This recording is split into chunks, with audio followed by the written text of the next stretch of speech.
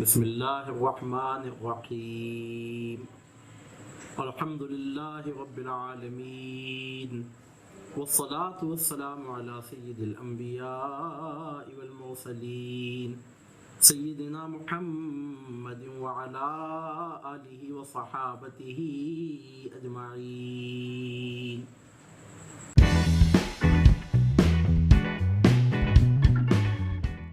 اعوذ باللہ من الشیطان الرجیم، بسم اللہ الرحمن الرحیم۔ سيقول السفهاء من الناس ما ولاهم عن قبلتهم التي كانوا عليها قل لله المشرق والمغرب يهدي من يشاء إلى صراط مستقيم وكذلك جعلناكم أمة وسطا لتكونوا شهداء على الناس ويكون الرسول عليكم شهيدا وما جعلنا القبلة التي كنت عليها إلا لنعلم من يتبع الرسول ممن ينقلب على عقبيه وإن كانت لكبيرة إلا على الذين هدى الله وما كان الله ليضيع إيمانكم إن الله بالناس لرؤوف رحيم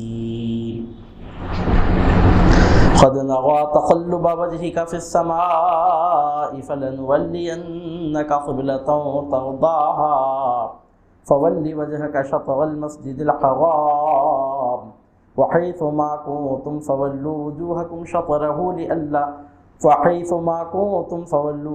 شطره وإن الذين أوتوا الكتاب ليعلمون أنه الحق من ربهم وما الله بغافل عما يعملون وَلَئِنْ أَتَيْتَ الَّذِينَ أُوتُوا الْكِتَابَ بِكُلِّ آيَةٍ مَا تَبِعُوا قِبْلَتَكَ وَمَا أَنْتَ بِتَابِعٍ قِبْلَتَهُمْ وَمَا بَعْضُهُمْ بِتَابِعٍ قِبْلَةَ بَعْضٍ وَلَئِنِ اتَّبَعْتَ أَهْوَاءَهُمْ مِنْ بَعْدِ مَا جَاءَكَ مِنَ الْعِلْمِ إِنَّكَ إِذًا لَمِنَ الظَّالِمِينَ الَّذِينَ آتَيْنَاهُمُ الْكِتَابَ يَعْرِفُونَهُ كَمَا يَعْرِفُونَ أَبْنَاءَهُمْ وَإِنَّ فَرِيقًا مِّنْهُمْ لَيَكْتُمُونَ الْحَقَّ وَهُمْ يَعْلَمُونَ الْحَقُّ مِنْ رَبِّكَ فَلَا تَكُونَنَّ مِنَ الْمُمْتَرِينَ بارك الله لنا ولكم في القرآن العظيم ونفعنا وإياكم بالآيات والذكر الحكيم إنه تعالى جواد كريم ملك بر رؤوف رحيم رب حليم الحمد لله وكفى وسلام على عباده الذين اصطفى أشهد أن لا إله إلا الله وحده لا شريك له وأشهد أن محمدا عبده ورسوله أما بعد فقد قال الله تبارك وتعالى في عظمة رسوله وشرف حبيبه فأعوذ بالله من الشيطان الرجيم بسم الله الرحمن الرحيم إن الله وملائكته يصلون على النبي يا أيها الذين آمنوا صلوا عليه وسلموا تسليما صلى الله على النبي الأمي وآله صلى الله عليه وسلم صلاة وسلام عليك يا سيدنا يا رسول الله وعلى آلك وأصحابك أجمعين يا حبيبنا يا نبي الله السلام عليك أيها النبي ورحمة الله وبركاته۔ دونوں عالم میں تجھے مقصود کر آرام ہے، ان کا دامن تھام لے جن کا محمد نام ہے، صلی اللہ علیہ وعلی آلہ وصحبہ بارک وسلم تسلیما کثیرا۔ معزز برادران ملت، درس قرآن مجید کا مبارک سلسلہ جاری ہے اور سلسلے وار ہفتہ واری درس تفسیر قرآن مجید کے ضمن میں یہ آج کی 15ویں مبارک نشست سے منعقد ہو رہی ہے۔ اس 15ویں نشست میں اللہ کا نام لے کر دوسرا پارہ شروع ہو رہا ہے، سورۃ البقرہ کا رکوع نمبر 17 ابھی آپ کے سامنے مکمل تلاوت کیا گیا ہے۔ اس کے بعد ہو سکے تو رکوع نمبر 18 بھی ساتھ ملا کر آج ہی کی محفل میں، آج ہی کی نشست میں وہ رکوع بھی پڑھا جائے گا، اس کے اہم مضامین بھی بیان کیے جائیں گے، کیونکہ دونوں رکوعوں میں ملا کر ایک ہی مضمون بیان ہوا ہے۔ رکوع نمبر 17 میں جو مضمون ہے اسی مضمون کا کنٹینیوشن، اسی کا تسلسل رکوع نمبر 18 میں بھی ہے۔ ان رکوعوں میں اللہ سبحانہ و تعالیٰ نے ایک نہایت اہم ترین مسئلے کا ذکر فرمایا ہے، حضور نبی کریم صلی اللہ علیہ وسلم کے زمانے مبارکہ میں پیش آنے والے ایک معرکۃ الآراء واقعے کا ذکر فرمایا۔ سرکار صلی اللہ علیہ وسلم جب مدینہ طیبہ کو تشریف لے گئے تو اس وقت سے لے کر ان آیتوں کے نزول تک حضور نبی کریم صلی اللہ علیہ وسلم بیت المقدس کی طرف رخ کر کے نماز ادا فرماتے رہے، اسی میں اللہ تعالیٰ کی مرضی تھی۔ جب تک سرکار مکے میں تھے تو کعبۃ اللہ شریف کے ایسے ڈائریکشن میں کھڑے ہوتے کہ رخ کعبے کو بھی ہوتا اور بیت المقدس کو بھی، دونوں قبلوں کو ایک ساتھ جمع فرما لیا کرتے، کیونکہ کعبۃ اللہ شریف کے چاروں طرف سے نماز پڑھی جاتی ہے، تو کعبے کی ایسی جانب کھڑے ہوتے کہ رخ بیت المقدس کو بھی ہو جایا کرتا۔ جب تک مکے میں تھے اسی حکمت کے مطابق آپ نمازیں پڑھتے رہے، لیکن جب مدینہ طیبہ کو تشریف لائے تو ایسا نہیں ہو سکتا تھا، کیونکہ مدینہ منورہ میں کعبۃ اللہ شریف جس ڈائریکشن میں، جس سمت میں، جس جہت میں ہے، اس کے بالکل اپوزٹ، اس کے بالکل برعکس جہت میں بیت المقدس ہے۔ یعنی اگر کعبے کو رخ کیا جائے تو بیت المقدس کو پیٹھ ہوتی ہے آج بھی مدینہ طیبہ میں، اور اگر بیت المقدس کو رخ کیا جائے تو کعبۃ اللہ شریف کو پشت ہوتی ہے، دونوں ایک دوسرے کے بالکل اپوزٹ ڈائریکشن میں ہیں۔ تو جب مدینہ طیبہ کو تشریف لائے تو دو قبلوں کو ایک ساتھ جمع کرنا ممکن نہ رہا، تو اللہ تعالیٰ کی ہدایت کے مطابق، توفیق کے مطابق حضور نبی کریم صلی اللہ علیہ وسلم نے بیت المقدس کو قبلہ اختیار فرمایا اور بیت المقدس کی طرف رخ کر کے نماز ادا فرماتے رہے۔ روایتوں میں آتا ہے کہ 17 مہینے تک یہ سلسلہ چلتا رہا۔ 17 مہینوں تک سرکار پاک صلی اللہ علیہ وسلم نے بیت المقدس کی طرف نمازوں میں رخ کیا اور بیت المقدس کو اپنا قبلہ مقرر فرمایا۔ مسجد نبوی کی تعمیر بھی ہو چکی تھی تو اس میں بھی قبلہ بیت المقدس کی طرف مقرر رہا اور اسی طرح نمازیں ادا ہوتی رہیں۔ اس کے بعد ایک دن حضور نبی کریم صلی اللہ علیہ وسلم کے قلب مبارک میں یہ خواہش شدت اختیار کر گئی، حالانکہ پہلے سے سرکار کی مرضی مبارک تھی، لیکن اس دن حالت نماز میں یہ خواہش شدت اختیار کر گئی کہ اے کاش کے کعبے کو قبلہ بنا دیا جائے۔ اس شدت کی وجہ سے حضور نبی کریم صلی اللہ علیہ وسلم نے 100 مرتبہ حالت نماز میں اپنا سر آسمان کی طرف اٹھایا، تو عین حالت نماز میں سرکار پر یہ وحی نازل ہوگی اور اللہ تعالیٰ نے فرمایا میرے حبیب اپنے چہرے اقدس کو آپ بار بار حرکت دینے کی زحمت کیوں فرما رہے ہیں؟ ابھی اسی وقت اس قبلے کی طرف آپ پلٹ جائیے جس کا آپ کو شوق ہے۔ حالت نماز میں وحی نازل ہو گئی اور حضور نبی کریم صلی اللہ علیہ وسلم نے حالت نماز میں بیت المقدس کو چھوڑ کر قبلے کی طرف رخ فرمایا، یعنی بالکل اپوزٹ ڈائریکشن میں پلٹ گئے۔ اور صحابہ نے سرکار کو جب پلٹتے ہوئے دیکھا تو بغیر کسی چونو چرا کے، بغیر کسی ہیل حجت کے اور بغیر کسی پس و پیش کے، بغیر کچھ سوچے سمجھے آنکھ بند کر کے صحابہ نے جب سرکار کو قبلہ چھوڑتے ہوئے دیکھا تو خود بھی اس پرانے قبلے کو چھوڑ دیا اور سرکار پاک علیہ الصلوۃ والسلام کے پیچھے آ کھڑے ہوئے۔ اللہ تعالیٰ فرماتا ہے کہ ہم یہی دیکھنے کے لیے قبلے کو پہلے بیت المقدس کے طور پر مقرر کیے، ہم یہ دیکھنا چاہتے تھے کہ کون قبلے کو پکڑ کر میرے مصطفیٰ کو چھوڑتا ہے اور کون قبلے کو چھوڑ کر میرے مصطفیٰ کے پیچھے آتا ہے، میں تو یہ دیکھنا چاہتا۔ اور صحابہ کرام نے ثابت کر دیا کہ ہم قبلے کو چھوڑ سکتے ہیں، ذات مصطفیٰ کو نہیں چھوڑ سکتے، کیونکہ حالت نماز میں جب حضور نبی کریم صلی اللہ علیہ وسلم نے بیت المقدس کی طرف سے منہ پھیر کر کعبۃ اللہ شریف کی طرف جب آپ نے رخ فرمایا تھا، اس وقت صحابہ کو معلوم بھی نہیں تھا کہ وحی آئی ہے۔ وحی تو حالت نماز میں آئی، ابھی کچھ گفتگو نہیں ہوئی، کچھ معلوم بھی نہیں ہوا کہ وحی آئی ہے کہ نہیں آئی ہے۔ ان کو وحی کی بھی ضرورت نہیں تھی، وہ جانتے تھے کہ وحی آئے تب بھی سرکار کی اطاعت ہی کرنا ہے، اور اگر بظاہر وحی جلی قرآن کی شکل میں نہ بھی آئے تب بھی سرکار صلی اللہ علیہ وسلم کی پیروی کرنے میں ہی نجات ہے۔ اس بات کو خوب اچھی طریقے سے جانتے تھے، چنانچہ اس روح پرور منظر کی طرف ان آیتوں میں اشارے دیے جا رہے ہیں۔ اللہ تعالیٰ فرماتا ہے، پہلے رکوع نمبر 17 جو پڑھا گیا ہے، آج کی 15ویں نشست ہے، اور اس 15ویں نشست میں رکوع نمبر 17 اور 18 کی تشریح کی جائے گی، یعنی دوسرے پارے کا پہلا اور دوسرا رکوع اپنی تکمیل کو پہنچے گا۔ تو اب پہلے رکوع نمبر 17 جو آپ کے سامنے تلاوت کیا گیا ہے، پہلے اس کا ترجمہ سماعت فرمائیں۔ اللہ رب العزت ارشاد فرماتا ہے، اب کہیں گے بے وقوف لوگ کہ کس چیز نے پھیر دیا ان کو اپنے قبلے سے جس پر وہ اب تک تھے۔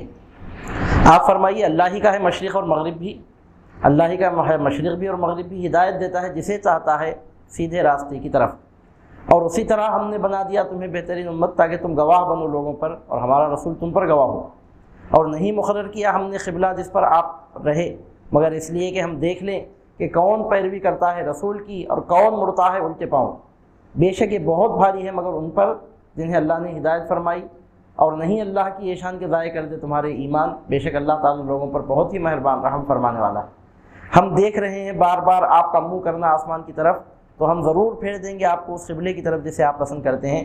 اب پھیر لو اپنا چہرہ مسجد حرام کی طرف، جہاں کہیں تم ہو پھیر لیا کرو اپنے منہ اس کی طرف، اور بے شک وہ جنہیں کتاب دی گئی ضرور جانتے ہیں کہ یہ حکم برحق ہے ان کے رب کی طرف سے، اور نہیں اللہ تعالیٰ بے خبر ان کے کاموں سے جو کرتے ہیں۔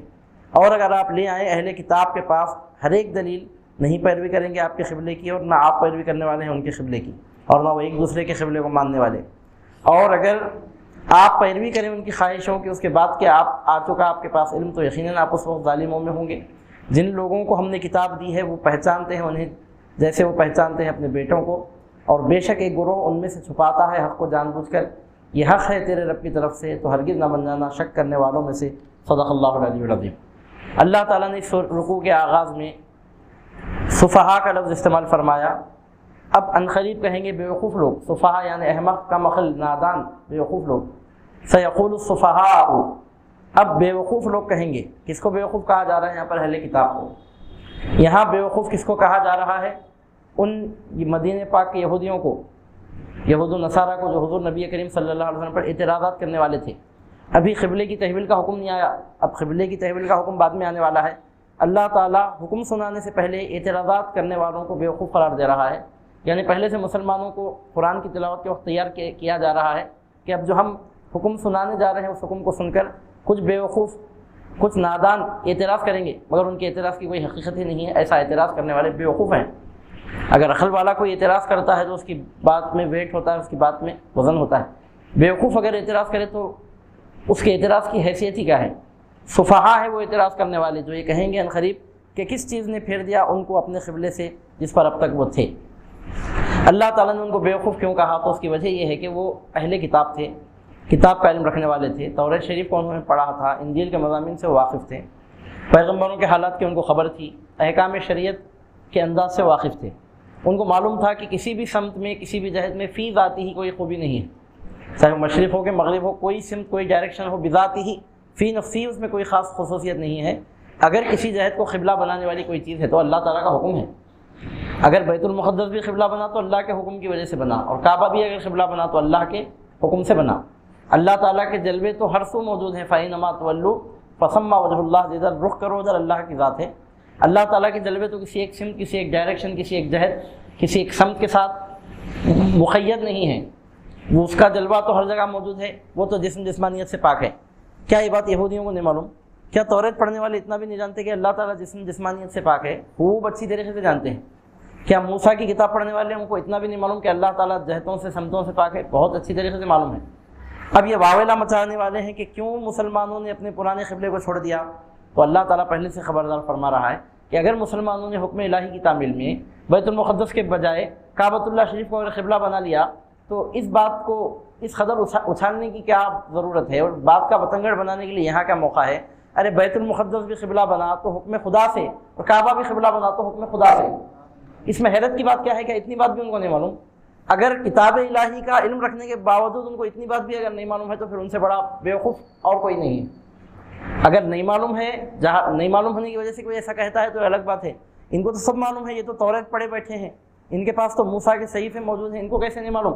جب یہ معلوم ہے کہ کسی جہت میں، کسی سمت میں بذات ہی، فی نفسی ہی، اپنے آپ سے کوئی خوبی نہیں ہے، حکم خدا کی وجہ سے کوئی جہت، کوئی سمت قبلہ بنتی ہے، اگر ان کو یہ بات معلوم ہے تو پھر معلوم رکھنے کے بعد اعتراض کرنا ان کی بیوقوفی ہے۔ ارشاد ہوتا ہے کہیں گے بیوقوف لوگ کہ کس چیز نے پھیر دیا ان کو اپنے قبلے سے جس پر اب تک وہ تھے۔ آپ فرمائیے اللہ ہی کا ہے مشرق بھی اور مغرب بھی، ہدایت دیتا ہے جسے چاہتا ہے سیدھے راستے کی طرف، یعنی مشرق اور مغرب سب اللہ کے لیے ہیں، اور اللہ تعالیٰ جس کو چاہتا ہے سیدھے راستے کی ہدایت دیتا ہے۔ ارشاد ہوتا ہے اور اسی طرح ہم نے بنا دیا تمہیں بہترین امت تاکہ تم گواہ بنو لوگوں پر۔ ہم نے تم کو امت وسط بنا دیا، امتوں وسطا، وسط کے معنی آتے ہیں درمیانی چیز، معتدل چیز، یعنی کسی بھی چیز کی بہت زیادتی اور بہت کمی سے بچنا، کوئی چیز بہت زیادہ بھی نہیں ہونا، کوئی چیز بہت کم بھی نہیں ہونا، اس کو وسط کہتے ہیں، اعتدال کہتے ہیں، میانہ روی کہتے ہیں۔ اللہ تعالیٰ فرماتا ہے کہ تم کو اللہ تعالیٰ نے امت وسط بنایا۔ مفسرین فرماتے ہیں کسی بھی چیز کا درمیانی جو حصہ ہوتا ہے نہایت عمدہ ہوتا ہے۔ مثال کے طور پر بچپن اور بڑھاپے کی جوانی میں، بچپن اور بڑھاپے کے درمیان میں جوانی ہوتی ہے، اور وہ انسان کی زندگی کا گولڈن پیریڈ ہوتا ہے۔ مثال کے طور پر صبح و شام کے درمیان دوپہر ہوتا ہے، اور اس وقت دھوپ اپنے پورے عروج پر ہوتی ہے۔ اخلاق میں بھی میانہ روی کی تعریف ہوتی ہے۔ اگر کوئی نہایت اسراف کرنے والا ہے تو اس کو بھی لوگ پسند نہیں کرتے، کوئی بہت بخل کرنے والا ہو تو بھی اخلاق کے اعتبار سے قابل تعریف نہیں ہے۔ قابل تعریف وہ ہے جو اسراف بھی نہیں کرتا اور بخل بھی نہیں کرتا، اسراف نہیں کرتا، بخل بھی نہیں کرتا، تو وہ قابل تعریف ہے۔ اسی طرح شجاعت ہے، شجاعت کا مطلب ہے کہ افراط اور تفریط دونوں پہلوؤں سے بچ کر اپنی بہادری کو ظاہر کرنا، یعنی مطلب یہ کہ اس حد تک بہادری کا اظہار نہیں کرنا کہ طیش کی نوبت آ جائے کہ طیش جب دیکھو جس پر دیکھو غصے میں آتے جا رہے ہیں، یہ بہادری نہیں، طیش ہے، یہ عیب ہے، یہ کہ جب دیکھو جس پر دیکھو غصے میں آ رہے ہیں، جب دیکھو جس سے چاہو جھگڑ رہے ہیں، جب دیکھو جس پر چاہو اپنا زور دکھا رہے ہیں، یہ بہادری نہیں، شجاعت نہیں ہے، یہ تو طیش ہے۔ اور اس کے برخلاف کوئی ایسی بات پیش آ رہی ہے کہ جس کو سننے کے بعد انسان کا ناپسندیدگی کا اظہار کرنا ضروری ہو جاتا ہے، ایسے موقع پر بھی وہ ناپسندیدگی کا اظہار کیے بغیر اگر خاموش بیٹھ رہے ہیں تو یہ بزدلی ہے، اور بزدلی بھی کسی طرح قابل تعریف نہیں ہے، بزدلی بھی قابل تعریف نہیں ہے، طیش بھی قابل تعریف نہیں ہے۔ طیش اور بزدلی کے درمیان کی جو کیفیت ہوتی ہے شجاعت، یعنی جب ناراضگی کا اظہار کرنا ضروری ہو جائے تو ناراضگی کا اظہار بھی کیا جائے، اور جب ضروری نہ ہو تو ہر چھوٹی چھوٹی بات پر ناراضگی کا اظہار نہ کیا جائے، یہ جو درمیانی حالت ہوتی ہے اس کو شجاعت کہتے ہیں، اور اسی شجاعت کی تعریف ہوتی ہے۔ سخاوت کی تعریف ہوتی ہے، سخاوت کا مطلب اسراف بھی نہیں ہونا، بخل بھی نہیں ہونا، تو اس کو سخاوت کہتے ہیں۔ شجاعت کا مطلب کیا ہے؟ بزدلی بھی نہیں ہونا، طیش بھی نہیں ہونا، درمیانی حالت ہونا، تو اس کو شجاعت کہتے ہیں۔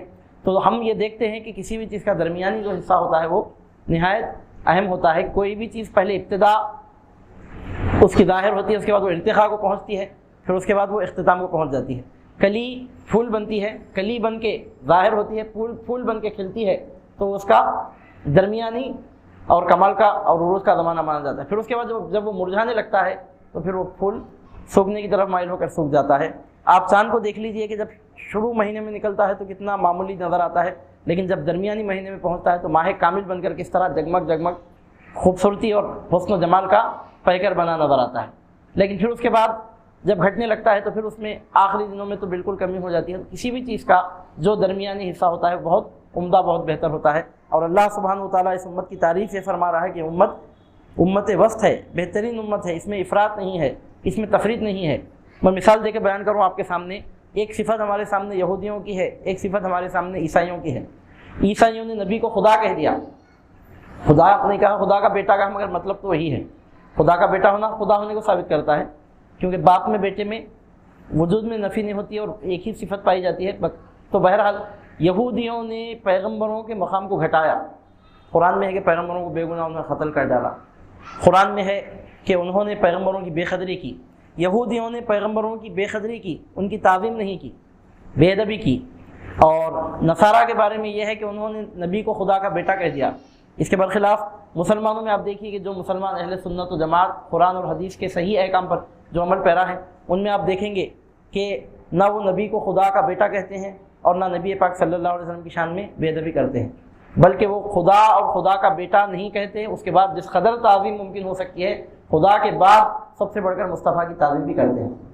کسی بھی معاملے میں آپ دیکھ لیجئے کہ اللہ تعالیٰ نے اس امت کو امت وسط کہا، ارشاد ہوتا ہے اسی طرح ہم نے بنا دیا تمہیں بہترین امت تاکہ تم گواہ بنو لوگوں پر۔ یہاں ایک بات نکلی تو بات میں بات ملا کر یہ بات عرض کرنا موجودہ حالات کے تناظر میں ضروری ہے، حالانکہ یہاں تفسیر کے اعتبار سے ضروری نہیں مگر موجودہ حالات کے لحاظ سے ضروری ہے۔ ابھی ہم نے آپ کے سامنے عرض کیا کہ مسلمان افراط بھی نہیں کرتے، تفریط بھی نہیں کرتے، نبی کو خدا یا خدا کا بیٹا بھی نہیں بولتے، اور نبی کی بے ادبی بھی نہیں کرنا چاہیے۔ اگر ان دو چیزوں میں کوئی ایک چیز بھی اگر آ جائے تو وہ چیز ہلاکت بربادی کی طرف لے جاتی ہے۔ اب سرکار کی امت کی بربادی کیسے ہوگی؟ کیا نبی کو خدا کا بیٹا کہہ کر یہ امت ہلاک ہوگی؟ کیا بے ادبی کی وجہ سے ہلاک ہوگی؟ تو روایتوں سے ثابت ہوتا ہے کہ سرکار کی امت میں کوئی فرقہ، کوئی جماعت قیامت کی صبح تک ایسی پیدا ہونے والی نہیں ہے جو سرکار کو خدا یا خدا کا بیٹا کہے۔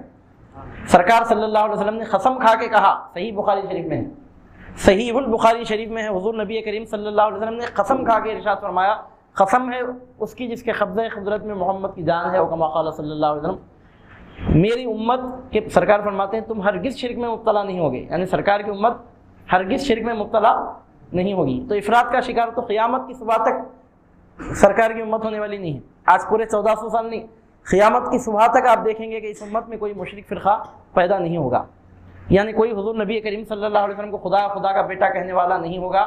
سرکار نے ذمہ داری لی ہے، صحیح بخاری شریف میں قسم کھا کے سرکار نے زور دے کر اس مضمون کو بیان کیا ہے۔ تو خدا کا بیٹا کہنے والے تو اس امت میں پیدا نہیں ہوں گے، وہ بربادی تو ختم ہو گئی اس امت کے لیے۔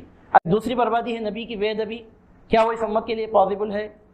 تو آپ ذوالخویسرہ کی حدیث اٹھا کر پڑھیں گے تو آپ کو پتہ چلے گا کہ حضور نبی کریم صلی اللہ علیہ وسلم نے ارشاد فرمایا ہے کہ آپ کی امت میں ایک پورا گروہ، ایک پوری جماعت، اچھی خاصی ایک جماعت، اچھی خاصی تعداد میں ایسی ظاہر ہوگی دنیا میں جو آپ کی بے ادبی کرے گی، جو ذوالخویسرا کے طریقے پر ہوگی.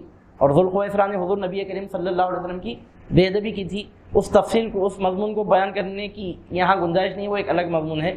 تو حدیث ذوالخویسرا سے ثابت ہوتا ہے کہ حضور صلی اللہ علیہ وسلم کی امت میں آپ کی بے ادبی کرنے والے ضرور پیدا ہوں گے، اور سرکار صلی اللہ علیہ وسلم نے ان کی صفتیں بھی بیان فرمائی ہیں، وہ حدیث ذوالخویسرا میں موجود ہیں. ان کی صفت یہ بیان کی گئی کہ نماز اتنی زیادہ پڑھیں گے، صحابہ کی نماز بھی کم معلوم ہوگی ان کی نمازوں کے سامنے، خوب نماز پڑھنے والے ہوں گے. ذوالخویسرا کے قبیلے کی، ذوالخویسرا کی جماعت کی پہلی صفت کیا ہوں گی؟ بڑے پکے سچے نمازی ہوں گے. ایسے نمازی ہوں گے کہ سرکار فرماتے ہیں تم ان کی نمازوں کو دیکھ کر اپنی نمازوں کو حقیر سمجھو گے. تو اب ذوالخویسرا کے طریقے پر، بخاری شریف میں حدیث ہے، ذوالخویسرا کے طریقے پر جو لوگ ہیں ان کو ڈھونڈنا ہے تو آپ بے نمازیوں میں، شرابیوں میں، سودخاروں میں نہیں ڈھونڈ سکتے، پکے پکے نمازیوں میں ڈھونڈنا پڑتا. بڑے سچے پکے نمازی ہوں گے، وہ پکے نمازی ہوں گے. پہلی صفت ہی ہوں گی کہ خوب نماز پڑھنے والے ہوں گے. صحیح البخاری شریف میں ہے یہ حدیث، میں اپنی طرف سے اپنے گھر سے کوئی بات پیش نہیں کر رہا ہوں. اور دوسری صفت ان کی یہ ہوگی، سرکار فرماتے ہیں کہ قرآن بہت پڑھیں گے. ایسے مدرسے ان کے قائم ہوں گے، گلی گلی مدرسہ ہوں گا، خوب قرآن پڑھیں گے. قرآن خوب پڑھیں گے، لیکن قرآن ان کے حلق کے نیچے نہیں اترے گا. ایک ایک مہینے میں 4 مدرسوں کے سالانہ جلسے ہوں گے، ان کے سالانہ جلسے، لیکن قرآن اس قدر کثرت سے پڑھنے کے باوجود ان کے حلق کے نیچے قرآن نہیں اترے گا. یہ ان کی صفت ہے. اور دین سے ایسے نکل جائیں گے جیسے تیر کمان سے نکل جاتا ہے. آپ بتائیے کہ یہ جو بری حالت ہوگی، بری درگت ہوگی، برا انجام ہوگا ان کا، کس وجہ سے ہوگا؟ ذوالخویسرا جو طریقہ اختیار کیا تھا وہ طریقہ ان کا طریقہ رہیں گا. کیا طریقہ اختیار کیا تھا؟ تو ذوالخویسرا بارگاہ رسالت کا بے ادب تھا. حضور نبی کریم صلی اللہ علیہ وسلم کی شان میں اس نے بے ادبی کی تھی. تو صحیح البخاری شریف میں ذوالخویسرا کی حدیث سے ثابت ہوتا ہے. اور بھی نشانیاں سرکار نے ان کی بیان فرمائی، جیسا میں نے عرض کیا، وہ ایک الگ ڈفرینٹ، وہ تو ایک الگ بالکل علیحدہ ایک سپریٹ ٹاپک ہے. وہ سرکار صلی اللہ علیہ وسلم نے ان کی اور نشانیاں بھی بیان فرمائی ہیں. ایک نشانی یہ بیان فرمائی کہ وہ مشرق کی طرف سے نکلیں گے، اور مدینہ طیبہ کے مشرق کے ڈائریکشن میں نجد آتا ہے جہاں سے بدعقیدوں کا آغاز ہوا، بدعقیدوں کی جماعتیں جہاں سے پیدا ہوئی. ارشاد فرمایا کہ مشرق کی طرف سے نکلیں گے. ایک نشانی ان کی یہ بیان فرمائی حضور نبی کریم صلی اللہ علیہ وسلم نے کہ سر بہت کثرت سے منڈائیں گے، زیادہ لوگ ان میں سے سر منڈانے والے ہوں گے. ہمارے پاس اہل سنت و جماعت میں بھی سر منڈانے والے ملیں گے، آپ کو کم ملیں گے. جیسا کہ حضرت مولا کائنات علی مرتضیٰ کرم اللہ وجہہ الکریم کی سنت ہے کہ آپ سر منڈایا کرتے، لیکن اس کی وجہ تھی، ایک علت تھی، آپ پر غسل زیادہ فرض ہو جایا کرتا تھا، اس لیے آپ ایسا کیا کرتے تھے. اگر کسی علت کی وجہ سے ہے تو سر منڈانا جائز ہے، لیکن ان لوگوں کی حالت یہ کوئی علت نہیں ہوگی، بہت بڑی نیکی کا کام، بہت بڑے تقوی کا بہت اچھا کام سمجھیں گے. ان کی نشانی یہ ہوں گی کہ نماز بہت پڑھیں گے اور سر کثرت سے منڈایا کریں گے. صحیح البخاری شریف کی حدیث ہے. عزیزان محترم، ہمارے سرکار نے آئینے کی طرح قیامت کی صبح تک کے حالات ہم کو دکھائے ہیں. دیکھنے والے کی ضرورت ہے. اب آپ سمجھیے، عقل نام کی چیز ہے، تو آپ دیکھیے کہ وہ کون لوگ ہیں جن سے مسجدیں خوب آباد ہیں، جن کے مدرسے گلی گلی محلہ محلہ قائم ہیں، اور جو سر بہت زیادہ منڈاتے ہیں اور سرکار صلی اللہ علیہ وسلم کے کمالات کا انکار بھی کرتے ہیں، حضور نبی کریم صلی اللہ علیہ وسلم کی بے ادبی کرتے ہیں. اور ایک نشانی ان کی سرکار نے کیا بیان فرمائی، صحیح بخاری شریف میں ہے. میں غلط بول رہا ہوں تو میری زبان پکڑیے، اگر کسی کو شک ہے تو آئیے، ہم دکھانے کے لیے تیار ہیں. بخاری شریف میں سے کھول کر صحیح البخاری میں ہے. اور ایک نشانی سرکار نے ان کی یہ بیان فرمائی کہ وہ جماعتیں بنا کر نکلتے رہیں گے، اور اتنا نکلیں گے ان کو کوئی روک نہیں سکے گا. ان کی آخری جماعت دجال کے ساتھ نکلیں گی، گروہ در گروہ نکلتے رہیں گے، جماعتیں بنا کر نکلتے. جماعت کا جو لفظ بول رہا ہوں میں، کوئی تو بولیں گے ہمارا نام بول دیا، میں نام نہیں، حدیث کا ترجمہ بول رہا ہوں، حدیث کے الفاظ کا ترجمہ بول رہا ہوں. جماعت والے ہوں گے، کیسی جماعتیں ہوں گی ان کی کہ کئی جماعتیں بنا کر ایک جگہ سے دوسری جگہ سے تیسری جگہ جائیں گے. سرکار فرماتے ہیں کہ جماعتیں بنا کر نکلیں گے، یہاں تک کہ ان کی آخری جماعت دجال کے ساتھ نکلیں گی. جو فائنل جماعت رہیں گی وہ دجال کے ساتھ نکلیں گی، آخری جماعت. یہ بھی حضور نبی کریم صلی اللہ علیہ وسلم نے ان کی صفت بیان فرمائی. تو اس امت میں شرک کرنے والے کوئی نہیں ہے. اگر کوئی کہتا ہے کہ سرکار کی امت مشرک ہے، قسم خدا کی جھوٹا ہے، جھوٹ کہہ رہا ہے. حضور نبی کریم صلی اللہ علیہ وسلم سچے ہیں، آپ کا ارشاد سچا ہے. قیامت کی صبح تک آپ کا ارشاد جھوٹا نہیں ہو سکتا. جو آپ کے ارشاد کو جھوٹا کہہ رہا ہے خود جھوٹا ہے، اور دنیا میں اپنے کذاب ہونے کا وہ اعلان کر رہا ہے. اگر کوئی حضور نبی کریم صلی اللہ علیہ وسلم کی امت پر مشرک ہونے کا الزام لگا رہا ہے تو روئے زمین پر اس سے بڑا جھوٹا کوئی نہیں ہے. کیونکہ سرکار صلی اللہ علیہ وسلم نے قسم کھا کے ارشاد فرمایا ہے کہ پہلے پیغمبروں کی امتیں شرک میں مبتلا ہو کر ہلاک ہو جایا کرتی تھیں، میری امت شرک میں مبتلا نہیں ہوگی. جب سرکار نے فرمایا کہ آپ کی امت شرک میں مبتلا نہیں ہوگی، قسم خدا کی قیامت کی صبح تک آپ کی امت میں شرک کرنے والے کوئی پیدا ہی نہیں ہوں. اگر کوئی سرکار کی امتیوں کو مشرک کہہ رہا ہے تو سرکار کی امت مشرک نہیں ہے، بولنے والا البتہ ذوالخویسرا کی پارٹی کا ہے۔ اب اس کی پہچان کیا ہے تو سرکار پوری پہچان بتا دی ہے۔ آپ سمجھتے ہوں گے کہ ذوالخویسرا جہنمی ہوں گا، ذوالخویسرا گمراہ ہوں گا، ذوالخویسرا ہدایت پر نہیں ہوں گا، آپ سمجھتے ہوں گے بہت بڑا بے نمازی رہتا ہوں گا انہیں، آپ سمجھتے ہوں گے شاید شراب پیتا ہوں گا، شاید انہیں سود کھاتا ہوں گا، شاید انہیں بڑے بڑے گناہ کرتا ہوں گا، گناہ کبیرہ کرتا۔ جی نہیں، ذوالخویسرا اور اس کی پارٹی کی پہلی صفت یہ ہے کہ خوب نماز پڑھنے والے ہوں گے۔ پہلی صفت نماز نماز نماز کا نام لینے والے ہوں گے، نام زبان پر نماز کا ہوگا اور دلوں سے عشق مصطفیٰ کی دولت کو چھیننے کا کام کیا جائے گا۔ نماز کے نام پر عشق مصطفیٰ کے خزانوں کو لوٹیں گے، نام یہ لوگ شراب کا نہیں لیں گے، نام کسی گناہ کا نہیں لیں گے، نماز کے نام پر ایمان کو لوٹیں گے۔ پہلی صفت یہ بیان ہوئی، خوب نماز پڑھنے والے ہوں گے۔ اگر کوئی کبھی نماز پڑھ رہا کبھی نہیں پڑھ رہا تو انہیں آتا نہیں، اس میں اس کی پہلی شرط یہ ہے کہ خوب اچھے پکے نمازی ہوں گے، یہ پہلی صفت ہے ان کی۔ اور دوسری صفت ہے کہ قرآن خوب پڑھیں گے، صبح کو قرآن، شام کو قرآن، جگہ جگہ مدرسے، مدرسوں کے سالانہ جلسے، مدرسے قرآن کی تلاوت تلاوت تلاوت تلاوت۔ کیا فائدہ؟ قرآن حلق کے نیچے نہیں اترے گا۔ کیوں؟ سرکار کی بارگاہ کی بے ادبی کی وجہ سے، حضور نبی کریم صلی اللہ علیہ وسلم کی عظمت اور شان میں کمی کرنے کی وجہ سے اور کمالات مصطفی کو قبول نہیں کرنے کی وجہ سے قرآن ان کے حلق کے نیچے بھی نہیں اترے گا۔ اور صفتیں سرکار بیان فرماتے ہیں مشرق سے نکلیں گی۔ صفت بیان فرماتے ہیں کہ اکثر لوگ ان میں سے سر منڈایا کریں گے۔ صحیح البخاری شریف میں یہ حدیث موجود ہے۔ اور فرماتے ہیں کہ جماعتیں بنا کر نکلیں گے، یہاں تک کہ آخری جماعت دجال کے ساتھ نکلیں گی۔ تو یہ جو جماعتیں نکالنے والے ہیں، جو خوب نماز پڑھ کر، خوب مدرسے چلا کر، خوب قرآن پڑھتے ہیں، آخر ان کو گمراہی کی طرف لے جانے والی کون سی چیز ہے؟ تو عزیزان محترم، ذوالخویسرا کے طریقے پر ہوں گے، اس واسطے گمراہ ہوں گے۔ تو ذوالخویسرا کا طریقہ کیا ہے؟ سرکار کی بارگاہ میں بے ادبی کرنا۔ سرکار جب مال تقسیم فرما رہے تھے، وہ آ کر بولا تھا کہ انصاف کرو، نعوذ باللہ من ذلک۔ سیدنا عمر فاروق نے عرض کیا تھا، سرکار حکم دیجئے، ابھی اس کی گردن مار دینا چاہتا ہوں، آپ حکم دیجئے، اس کی گردن مار دینا چاہتا ہوں۔ آپ بڑی مسلمان کی گردن مارنے کا حضرت عمر رضی اللہ تعالیٰ نے کیسے ارادہ فرمایا؟ کون تھا ذوالخویسرا؟ کوئی یہودی، کوئی عیسائی نہیں تھا، مسلمان تھا، نماز پڑھ کے نکلا تھا ابھی مسجد سے، اور آ کر سرکار کی بارگاہ میں کھڑے ہو کر عرض کرنے لگا، صحابہ کے طریقے سے ہٹ کر کہنے لگا اے محمد، حالانکہ صحابہ کا طریقہ ہی نہیں تھا ایسا بولنے کا، قرآن کے خلاف ہے ایسا بولنا۔ اے محمد، نعوذ باللہ من ذلک، انصاف سے کام لیجئے۔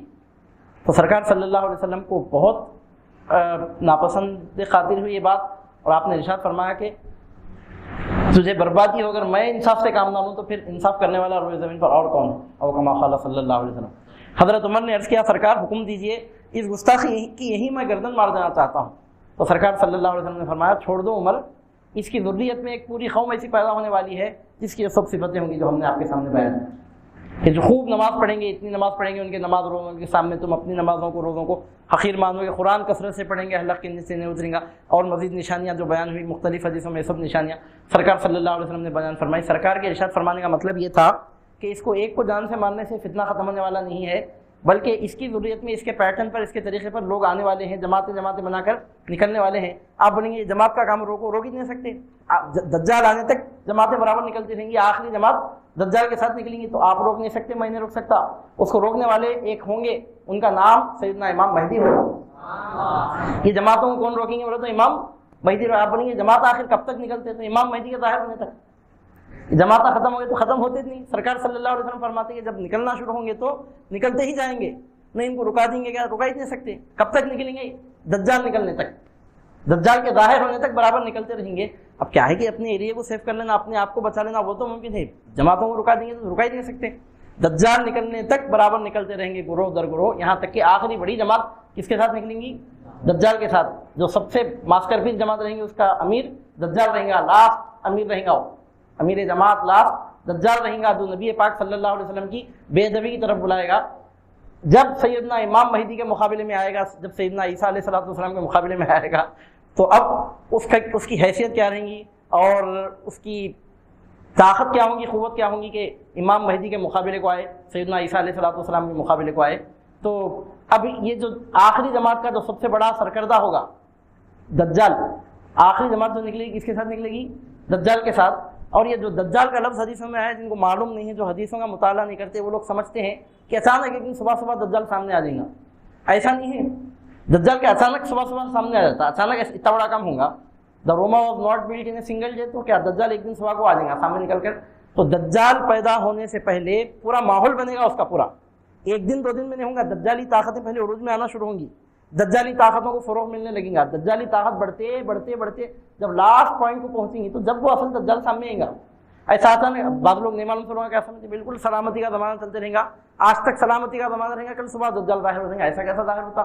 اللہ تعالیٰ دنیا کو عالم اسباب بنایا، مطلب کیا ہے پہلے دجالی مشن پہلے خوب فروغ پانے لگے گی، دجالی طاقتیں پہلے اپنے قدم جمانے لگیں، دجالی طاقت پھیلتے پھیلتے جب پورا پھیل گئی تو جب آخری میں دجال لیں گا تو پہلے جماعتیں نکلیں گے، پہلے نکلتے جائیں گے پھیلتے جائیں گے، خوب پھیل کے بعد جب آخری جماعت دجال کے ساتھ نکلیں گی، اور یہ جماعتوں میں نکلنے والے کیا کریں گے؟ نماز، شراب نہیں پئیں گے، نماز پڑھیں گے، سب سے پہلا کام کیا کریں گے؟ نماز پڑھیں گے، دوسرا کام کیا؟ قرآن کی تلاوت کریں گے، اپنی نماز پڑھنے والے اور قرآن پڑھنے والے۔ میں اگر میری طرف سے یہ بات عرض کر رہا ہوں تو میں اپنی ذمہ داری پر بولا تو آپ اس کو غلط سمجھ، بخاری شریف کا حوالہ دے رہا ہوں میں آپ کے سامنے، اگر کسی کو واقعتاً یہ حدیث بخاری میں دیکھنا ہے میرے کو خوشی ہوں گی، آپ بعد میں الگ سے آگر مجھ سے ملیے، میں کھول کر آپ کو اردو پڑھنا آتا ہے تو اردو میں، انگلش پڑھنا آتا ہے ہندی میں دکھانے کے لیے تیار ہوں، اردو میں دیکھتے ہو تو اردو میں دیکھیے، اب انگلش میں دیکھنا ہے تو آپ آئیے دیکھیے، یہ مت سمجھیے کہ گئے تو برا مانتے ہوں گے، برا نہیں مانوں گا میں، آپ آئے تو خوش ہو جاؤں گا میں، کیونکہ حضور نبی کریم صلی اللہ علیہ وسلم نے آج سے 1400 سال پہلے مدینہ طیبہ کی سرزمین پر بیٹھ کر جو مضامین بیان فرمائے ہیں ان مضامین کو ہم اپنی آنکھوں کے سامنے دیکھ رہے ہیں، نماز پڑھنے والے، قرآن بہت پڑھنے والے، نبی کی بارگاہ کے بے ادب، نماز بہت پڑھنے والے، قرآن بہت پڑھنے والے، سلام اڑانے والے، جماعتیں بنا کر نکلنے والے، بھی کیا بولنا نہیں اس سے بڑھ کر، عقل نام کی چیز اگر ہے تو اس سے بڑھ کر اور پہچاننے کے لیے ضرورت کیا باقی رہ گئی؟ حضور نبی کریم صلی اللہ علیہ وسلم نے اتنے کھلے الفاظ میں ارشاد فرمایا کہ یہ طاقتیں جب اپنے عروج پر پہنچیں گی تو یہاں تک کہ دجال کے زمانے میں ان طاقتوں کا عروج ہوگا، یہ لوگ البتہ گمراہ ہوں گے، دین سے ایسے نکل جائیں گے جیسے تیر کمان سے نکل جاتا ہے۔ ہمارے صوفیاء کے پاس، ہمارے بزرگان دین کے پاس ہم دیکھتے ہیں کہ سر منڈانے کو کبھی پسندیدگی نظر سے نہیں دیکھا جاتا، عمرے کے موقع پر، حج کے موقع پر اور طریق کے موقع پر، بعض خاص موقع پر وہ ایک بات طریقے کے مطابق کر لیتے ہیں مگر اس کو زیادہ پسندیدگی کی نظر سے نہیں دیکھا جاتا، لیکن ان کی خوبی یہ ہوگی کہ وہ سر منڈانے والے ہوں گے، ان کی یہ ان کی عادت رہے گی، تو دین سے ایسے نکل جائیں گے جیسے تیر سے کمان نکل جاتا ہے، نکلنے کے بعد پلٹ کر نہیں آئیں گے، یہ بھی ایک ان کی کیا بولنا خصوصیت ہوگی کہ جانے کے بعد پلٹ کر نہیں آئیں گے، نہیں گئے تک نہیں گئے، چلے گئے تو پھر پلٹ کر نہیں آئیں گے۔ آپ بولیں گے ایسا کیسا؟ ایسا اس واسطے کہ وہ نبی پاک صلی اللہ علیہ وسلم کی بارگاہ کے بے ادب ہوں گے، گناہ گار کو توبہ کی توفیق مل سکتی ہے، بے ادب کو توبہ کی توفیق بھی نہیں ملتی۔ گناہ گار کو اگر کوئی شرابی ہے کل کے دن شراب پینا چھوڑ دیتا اللہ چاہت، بے نمازی ہے نمازی بن جاتا، سود خار ہے انشاءاللہ توبہ کرا تو سود کھانا چھوڑ دیتا، لیکن اگر کوئی بارگاہ مصطفیٰ کا ایک مرتبہ بے ادب بن گیا تو پھر اس کے بعد اس کو پلٹ کر آنے کی توفیق نہیں ملتی۔ علماء فرماتے ہیں کہ گستاخ رسول پر پہلا عذاب دنیا میں ہی آتا ہے کہ اس سے توبہ کی توفیق چھین لی جاتی ہے، پہلا عذاب ہے اس کے لیے۔ تو سرکار صلی اللہ علیہ وسلم فرماتے ہیں کہ وہ کمان سے ایسے نکل جائیں گے، دین سے ایسے نکل جائیں گے جیسے تیر کمان سے نکل جاتا ہے۔ تو یہاں امت وسط کا لفظ آیا ہے، اب یہ امت وسط ہے، یعنی شرک کرنے والی بھی نہیں ہے، بے ادبی کرنے والی بھی نہیں ہے، مطلب میجورٹی نہیں ہے۔ اب میجورٹی کو چھوڑ کر اب مطلب یہ کہ بے ادبی کرنے والی نہیں ہے تو بالکل بے ادبی کرنے والی نہیں ہے، 1200 سال تک بے ادبی کرنے والے نہیں نکلے، حضرت علی کے زمانے میں نکلے وہ خوارج، ذوالفقار حیدری نے ان کا ایسا فیصلہ کیا کہ 1000 سال تک پھر سر نہیں اٹھا سکے، 1200 سال تک۔ اس کے بعد آخری زمانے میں نکلے صحیح ہے، بیچ میں تو نہیں تھے، حضرت علی کے زمانے میں نکلے، کبھی کے پسپا ہو گئے، اکا دکا امت میں پیدا ہوئے، ایسا پیدا ہونے والے۔ اب آپ کے سامنے میں نام کیوں لوں، ان علماء نے اپنی کتابوں میں ایسی تحریریں پیش کی لیکن ان کی کتابیں لائبریریوں میں رہ گئیں، اور علماء اہل سنت و جماعت نے، بزرگان دین نے ایسا ورک آؤٹ کیا کہ ان کی کتابیں لائبریریوں میں ہی رہیں اور وہ مضامین عوام تک پہنچے بھی نہیں۔ مگر جب آخری زمانہ آیا، قیامت قریب، دجال آنا ہے تو پورا بیک گراؤنڈ تو بننا ہے نا۔ میں کیا بولا ابھی آپ کو دجال اچانک تو نکل کر نہیں گا، تو اب دجال آنے کے لیے اللہ کو معلوم کتنے 100 سال باقی ہے۔ جب اللہ تعالیٰ نے دیکھا کہ اب دجال کو آنے میں ابھی اتنا وقت باقی ہے تو دجالی طاقتوں کو پھر فروغ دینا شروع کیا، کیونکہ اب دجال آنا ہے۔ 30 چھوٹے دجال نکلے بعد آخری بڑا دجال آنے والا ہے انہیں، پہلے چھوٹے چھوٹے 30 دجال نکلنے والے ہیں، پہلے وہ 30 دجال پورے نکل کے بعد آخری دجال میں بڑا دجال آتا اس کے بعد۔ تو اس طریقے سے جب اللہ تعالیٰ نے دیکھا کہ اب جب صحابہ کرام کا زمانہ ہوا، خوارج پیدا ہوئے اور حضرت علی نے ان کو پسپا کر دیا، اس کے بعد پھر ایسے قوم پیدا نہیں ہوئی، ضرورت بھی نہیں تھی کیونکہ دجال کو آنے میں ابھی وقت باقی تھا۔ 200 سال ہوئے ابھی دجال کو آنے میں وقت باقی تھا، 1100 سال ہوئے ابھی دجال کو آنے میں وقت باقی تھا، 1200 سال ہو گئے تو اب البتہ اب دجال کے آنے کا زمانہ جب قریب ہوا تو ذوالخویسرا کے پیٹرن پر اللہ تعالیٰ نے لوگوں کو پیدا کرنا شروع کر دیا، کیونکہ پورا بیک گراؤنڈ بننے کے بعد پھر دجال کو آنا ہے، پھر دنیا ختم ہونا ہے، پورا پلان ہے، وہ منصوبے کے مطابق وہ سب ہونا ہے۔ تو اس امت میں شرک کرنے والے کوئی نہیں ہوں گے، البتہ بے ادبی کرنے والے آخری زمانے میں پیدا ہوں گے اور ہوئے ہیں، اور سرکار صلی اللہ علیہ وسلم نے ان کی صفتیں بیان کی ہیں، لیکن ہم کو اس سے بچنا چاہیے۔ بہرحال اللہ تعالیٰ فرماتا ہے اسی طرح ہم نے بنا دیا تمہیں بہترین امت یا درمیانی امت تاکہ تم گواہ بنو لوگوں پر اور رسول تم پر گواہ ہو۔ لوگوں پر گواہ بننے کا مطلب یہ ہے کہ قیامت کے دن اللہ تعالیٰ کی بارگاہ میں پیغمبروں کی امتیں حاضر ہوں گی اور عرض کریں گی، جھوٹ بولیں گی اللہ تعالیٰ کی بارگاہ میں پیغمبروں کی امتیں، دوسرے پیغمبروں کی امتیں۔ وہ کافر قومیں کہیں گی کہ اے پروردگار تیرے نبی نے تیرا پیغام ہم تک پہنچایا ہی نہیں۔ نبی کہیں گے اے پروردگار ہم نے تیرا پیغام پہنچا دیا۔ کافر کہیں گے کہ انہوں نے تیرا پیغام ہم تک پہنچایا ہی نہیں۔ تو پیغمبروں سے اللہ تعالیٰ پوچھے گا تم کہتے ہو کہ پیغام پہنچایا تم نے، اور تمہاری قومیں کہتی ہیں کہ تم نے پیغام نہیں پہنچایا، کام کرو تمہارے پاس کوئی گواہ ہے کیا؟ ہے تو پیش کرو۔ تو پیغمبر کہیں گے ہاں پروردگار ہمارے پاس گواہ ہے۔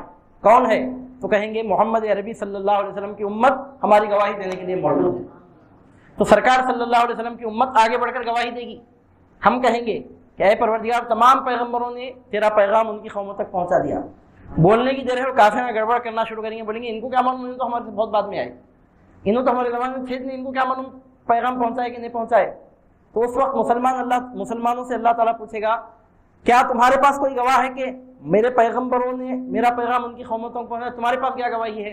تو مسلمان کہیں گے یہ صحیح کہتے ہیں، ہم ان کے زمانے میں نہیں تھے، ہم نے دیکھا نہیں ہے، تو کیا ہوا، ہم نے اس رسول سے سنا ہے جنہوں نے اپنے سر کی آنکھوں سے پوری دنیا کے پورے احوال دیکھے ہیں، ہم نے اپنے مصطفیٰ سے سنا ہے جن کے سامنے پوری دنیا اور پوری دنیا کے حالات کو پروردگار عالم تو نے پیش فرمایا ہے۔ تو اللہ تعالیٰ حضور نبی کریم صلی اللہ علیہ وسلم سے پوچھے گا آپ کی امت کہتی ہے کہ پیغمبروں نے ان کا پیغام قوموں تک پہنچا دیا، کیا آپ کی امت صحیح کہتی ہے؟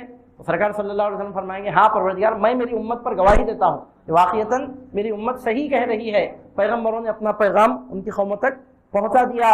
اب کافر خاموش بیٹھیں گے، کافر یہ نہیں بولیں گے کہ اے پروردگار محمد عربی صلی اللہ علیہ وسلم کو کیا معلوم، وہ تو اپریل کے مہینے میں 571 AD میں پیدا ہوئے، ان کو کیا معلوم کہ اس ابراہیم علیہ السلام کے زمانے میں کیا ہوا، موسیٰ علیہ السلام کے زمانے میں کیا ہوا، ان کو کیا معلوم کہ داؤد اور سلیمان علیہ السلام کے زمانے میں۔ نہیں بولیں گے، کیوں؟ اس واسطے کہ کافروں کو بھی مقامات محمد الرسول اللہ کا قیامت کے دن ایسا ادراک ہوگا، کافر بھی جان رہے ہوں گے کہ مصطفیٰ جو کہہ رہے ہیں اندازے پر، قیاس پر، گمان پر نہیں کہہ رہے ہیں، تمام کائنات کے پیدا ہونے سے پہلے نور مصطفیٰ پیدا ہو چکا تھا، اور مصطفیٰ کائنات صلی اللہ علیہ وسلم یہ جو ارشاد فرما رہے ہیں سن کر نہیں ارشاد فرما رہے ہیں، اپنی آنکھوں سے دیکھ کر بیان فرما رہے ہیں۔ کافروں کو بھی معلوم ہوگا اور کافر خاموش رہیں گے۔ تو اللہ تعالیٰ اس کی طرف اشارہ کرتے ہوئے ارشاد فرماتا ہے کہ اسی طرح ہم نے تمہیں بنا دیا بہترین امت تاکہ تم گواہ بنو لوگوں پر، پیغمبروں پر تم گواہی دو، پیغمبروں کی امتوں پر تم گواہی ہو، اور رسول تم پر گواہ بنے، مقرر کیا ہم نے۔ اس کے بعد اللہ تعالیٰ ارشاد فرماتا ہے، پہلے شان بیان کر دیا امت کی، یہ امت معمولی امت نہیں ہے، یہ امت پیغمبروں پر گواہ بننے والی امت ہے، یہ معمولی امت نہیں، بہت شان والی امت ہے۔ یہ معین الدین اجمیری کو تم کیا سمجھ رہے ہو، یہ عبد القادر جیلانی کو تم کیا سمجھ رہے ہو، یہ کوئی معمولی شخصیتیں نہیں ہیں، موسیٰ کے عیسیٰ کے فیصلے ان کی گواہی پر ہونے والے ہیں، ان کی اتنی بڑی شان ہے، تم کیا سمجھ رہے ہو کوئی معمولی آدمی ہے، داؤد و سلیمان کے فیصلے ان کی گواہی پر ہونے والے ہیں، یہ پیغمبروں کے گواہ ہیں، یہ امت کی شان بیان ہو رہی ہے، اور رسول تم پر گواہ ہو، تمہارا بولنا ہمارے رسول کی گواہی پر ہوگا۔ اور اس کے بعد اب اصل مضمون بیان ہوتا ہے کہ نہیں مقرر کیا ہم نے بیت المقدس کو، نہیں مقرر کیا ہم نے اس قبلے کو جس پر آپ اب تک تھے، مگر اس لیے، یعنی اب یہ 17 مہینے تک اس بیت المقدس کو ہم نے اس لیے قبلہ مقرر کیا تھا تاکہ ہم دیکھ لیں کون پیروی کرتا ہے رسول کی اور کون مڑتا ہے الٹے پاؤں۔ ہم یہ دیکھنا چاہتے تھے کہ کون میرے رسول کو پکڑ کر قبلے کو چھوڑتا ہے اور کون قبلے کو پکڑ کر مصطفیٰ کو چھوڑتا ہے، اور صحابہ نے حالت نماز میں ثابت کر دیا ہم قبلوں کو، کعبوں کو، جہتوں کو، سمتوں کو چھوڑ سکتے ہیں، دامن مصطفیٰ کو نہیں چھوڑ سکتے۔ اللہ تعالیٰ فرماتا ہے ہم یہ دیکھنا چاہتے تھے ہم کہ قبلے کو چھوڑ کر مصطفیٰ کی طرف آتے ہیں، کیا مصطفیٰ کو چھوڑ کر قبلے کی طرف آتے ہیں۔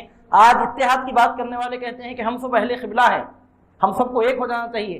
ہم ان سے کہیں گے کہ ہم قبلے کے نام پر ایک نہیں ہو سکتے، البتہ مصطفیٰ کے نام پر ہم ایک ہو سکتے ہیں، کیونکہ صحابہ کرام نے بتایا کہ قبلوں کو چھوڑا جا سکتا ہے، مصطفیٰ دامن مصطفیٰ کو نہیں چھوڑا جا سکتا۔ اللہ تعالیٰ فرماتا ہے یہی دیکھنا چاہتے تھے، وَمَا جَعَلْنَا الْقِبْلَةَ الَّتِي كُنْتَ عَلَيْهَا إِلَّا لِنَعْلَمَ مَن يَتَّبِعُ الرَّسُولَ، ہم نے اس قبلے کو مقرر نہیں کیا تھا مگر صرف اس لیے ہم یہ دیکھنا چاہتے تھے کہ کون رسول کے پیچھے آتا ہے، مِمَّن يَنْقَلِبُ عَلَىٰ عَقِبَيْهِ، اور کون مڑتا ہے الٹے پاؤں۔ عزیزان محترم، اس کے بعد ارشاد ہوتا ہے بے شک یہ حکم بہت بھاری ہے مگر ان پر بھاری نہیں جنہیں اللہ تعالیٰ نے ہدایت فرمائی۔ جب یہ حکم آیا کہ اب تک بیت المقدس قبلہ تھا، اب کعبہ آئندہ سے قبلہ مقرر ہوگا، تو بعض صحابہ کرام کے دلوں میں خیال پیدا ہوا کہ جو صحابہ پہلے دنیا سے گزر چکے ان کا کیا ہوگا، یہ قبلہ مقرر ہونے سے پہلے نمازیں پڑھتے رہے، بیت المقدس کی طرف انتقال بھی ہوا، کیا 17 مہینے میں کسی کا انتقال نہیں ہوا، کئی صحابہ کا انتقال بھی ہوا، تو اب جن کا انتقال بیت المقدس کی طرف رخ کر کے نمازیں پڑھتے پڑھتے ہو گیا، آئے ہے ان کا پورا عمل ضائع ہو گیا۔ ایسے قبلے کی طرف نمازیں پڑھتے رہے جو بدل جانے والا تھا، ایسا خیال پیدا ہوا تو اللہ تعالیٰ اس کی نفی فرما رہا ہے کہ اللہ کی یہ شان نہیں کہ ضائع کر دے تمہارا ایمان۔ یعنی حکم پہلے یہ تھا کہ بیت المقدس ہی قبلہ ہے، تو اس قبلے کی طرف اب تک جو نمازیں پڑھتے رہے ان کا عمل ضائع نہیں ہوگا، ان کو پورا بدلہ ملے گا۔ بے شک اللہ تعالیٰ لوگوں پر بہت ہی مہربان رحم فرمانے والا ہے۔ اب اس کے بعد حضور نبی کریم صلی اللہ علیہ وسلم کی شان محبوبیت بیان ہوتی ہے۔ اللہ تعالیٰ ارشاد فرماتا ہے ہم دیکھ رہے ہیں بار بار آپ کا منہ آسمان کی طرف پھیرنا، تو ہم ضرور پھیر دیں گے آپ کو اس قبلے کی طرف جسے آپ پسند کرتے ہیں۔ ہم آپ کو اس قبلے کی طرف پھیر دیں گے جو آپ کو پسند ہے۔ مسجد حرام کی طرف پھر جائیے، حکم بعد میں آ رہا ہے، پہلے مسجد حرام کا ذکر نہیں ہے، پہلے مصطفیٰ کی پسند کا ذکر ہے، پہلے مصطفیٰ کی رضا کا ذکر ہے۔ حضرت عبداللہ محدث دہلوی رحمۃ اللہ علیہ فرماتے ہیں موسیٰ علیہ السلام نے اللہ تعالیٰ سے پوچھا کہ پروردگار تو نے مجھے کلیم محمد عربی صلی اللہ علیہ وسلم کو حبیب بنایا۔ مدارج النبوہ میں شیخ عبداللہ محدث دہلوی نے یہ نقل فرمایا ہے، موسیٰ علیہ السلام نے عرض کیا پروردگار میں کلیم ہوں اور مصطفیٰ حبیب ہیں، کلیم میں حبیب میں فرق کیا ہوتا ہے؟ تو اللہ تعالیٰ کی جانب سے بتایا گیا ہے موسیٰ کلیم وہ ہوتا ہے جو خدا سے محبت کرتا ہے، اور حبیب وہ ہوتا ہے خدا اس سے محبت کرتا ہے۔ کلیم وہ ہوتا ہے جو خدا کی رضا چاہتا ہے، اور حبیب وہ ہوتا ہے کہ خدا اپنے مصطفیٰ کی رضا چاہتا ہے۔ اور ارشاد فرمایا کلیم وہ ہوتا ہے جو اللہ تعالیٰ کا جلوہ دیکھنا چاہتا ہے، محروم لوٹایا جاتا ہے۔ حبیب وہ ہوتا ہے اپنی طرف سے خواہش پیش نہیں کرتا، اللہ تعالیٰ بغیر طلب کے اس کو بلا کر اپنے دیدار سے سرفراز فرماتا ہے۔ عزیزان محترم، سرکار صلی اللہ علیہ وسلم کی نگاہیں اٹھیں تو قبلہ بدل گیا۔ اللہ تعالیٰ یہ نہیں ارشاد فرماتا کہ آپ اس قبلے کی طرف پلٹیے اس قبلے کی طرف، وہ تو بعد میں آ رہا ہے۔ پہلے حکم یہ ہوتا ہے میرے مصطفیٰ آپ کیوں اپنے سر اقدس کو بار بار رحمت دے کر آسمان کی طرف سر اٹھانے کی تکلیف فرما رہے ہیں؟ ہم تو جہتوں سے سمتوں سے پاک ہیں، آپ رحمت کیوں فرما رہے ہیں؟ آج سے جو قبلہ آپ کو پسند ہے اسی قبلے کی طرف آپ پلٹ جائیے، جدھر آپ پلٹنا چاہتے ہیں پلٹ جائیے۔ کہنے والے نے کیا خوب کہا، کام دشوار سے دشوار نکل سکتا ہے، کام دشوار سے دشوار نکل سکتا ہے، الجھنے لاکھ صحیح تم سے سنبھل سکتا ہے، میری حالت کا بدلنا نہیں دشوار تمہیں، تم اگر چاہو تو قبلہ بھی بدل سکتا ہے۔ اللہ تعالیٰ فرماتا ہے ہم دیکھ رہے ہیں بار بار آپ کا منہ کرنا آسمان کی طرف، ضرور ہم پھیر دیں گے آپ کو اس قبلے کی طرف جسے آپ پسند کرتے ہیں، اب پھیر لو اپنا منہ مسجد حرام کی طرف۔ جب یہ آیت نازل ہوئی تو حضور نبی کریم صلی اللہ علیہ وسلم قبیلہ بنو سلمہ کی مسجد میں نماز ادا فرما رہے تھے، ظہر کی نماز پڑھ رہے تھے اور 2 رکعت نماز ہو چکی تھی، تیسری رکعت میں تھے کہ یہ وحی نازل ہوگی کہ آپ جس قبلے کی طرف پلٹنا چاہتے ہیں پلٹ جائیے۔ تو حضور نبی کریم صلی اللہ علیہ وسلم اسی وقت بیت المقدس کو چھوڑ کر کعبے کی سمت پلٹ گئے، اور صحابہ کے ایمان کو سلامی دیجیے کہ صحابہ کرام کو معلوم ہی نہیں ہے کہ اب بیت المقدس قبلہ نہ رہا، ان کو معلوم ہی نہیں ہے کہ کعبۃ اللہ شریف قبلہ مقرر ہو چکا ہے، ان کو ان تمام باتوں کا پتہ ہی نہیں ہے، ان کو نہ وحی معلوم ہے نہ حکم معلوم ہے، ان کو صرف ذات مصطفیٰ معلوم ہے۔ مصطفیٰ پلٹ گئے تو صحابہ بغیر تحقیق کے قبلے کو چھوڑ کر مصطفیٰ کی طرف پلٹ گئے، قبلے کو چھوڑ دیا، حضور نبی کریم صلی اللہ علیہ وسلم کے پیچھے پلٹ کر آ گئے۔ اور بعض روایتوں میں آتا ہے کہ جب یہ حکم نازل ہوا تو حضور صلی اللہ علیہ وسلم حالت رکوع میں تھے، ایسا بھی ہے روایتوں میں، رکوع کی حالت میں تھے، اور سرکار چونکہ امام تھے تو ایسے ہی اپنی جگہ سرکار پلٹ گئے، سرکار کو چلنا نہیں پڑا، ٹھہری جگہ حالت رکوع میں سرکار پلٹ گئے، لیکن صحابہ کو چلنا پڑا۔ کیوں؟